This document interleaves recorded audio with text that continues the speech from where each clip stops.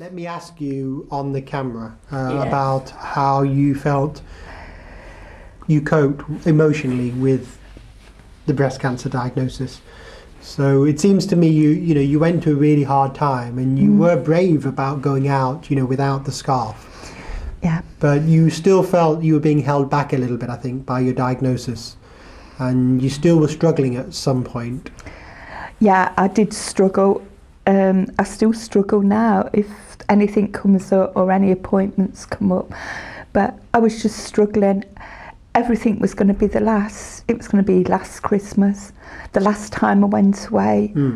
Everything was going to end, and to a certain degree, I still feel like that now. Is this going to be my last Christmas, or am I going to be here in the summer? Yeah. And I still can't get rid of that. Well, you were naturally imagining kind of the worst case scenario. This is it, yeah, and I still feel that way now, although I've had 2 surveillance mammograms and they've been fine. I mean, my next one's due in June, the end of May, beginning of June. Because perhaps we should explain to the viewers, it's about 4 years now since that breast cancer diagnosis came up, isn't it? Yes, it's 4 years this month since it was diagnosed. And how long were you in treatment for with that initial chemotherapy, which wasn't that long? 3 weeks. And then I have 5 weeks of radiotherapy. So just a short period, really. Yeah, just a short period. But I'm still I'm taking tablets. I have to take these for another year, until 5 years. I don't know if they stop them then or if they continue. I haven't got a clue. But at the back of my mind, it's if they stop these tablets, do you remember the is name? It going to come back again? Yeah, an Astrazole. An Astrazole, yeah. Yeah. If they stop them in another year, next November when I see the consultant, is that going to mean that it can come back again because I'm not taking the tablets? But I mean, I can't stay on them forever because it won't do me any good.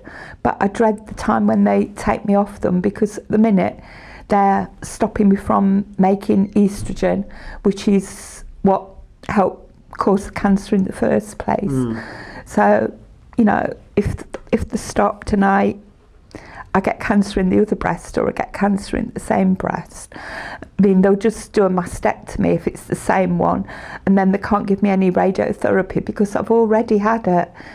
So I'm stuffed, as the saying is. I just, it just goes round and round and round and round, and it doesn't stop when I do think about it. But at the minute, I can push it away sort of 95% of the time.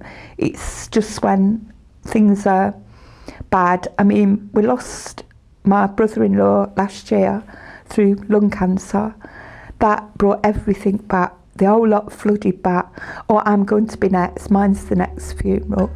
I've actually decided on the hymns I want for my funeral, and the fact that I want some horses there for when the coffin arrives. It's just, I don't really know whether that's a good thing or whether it isn't.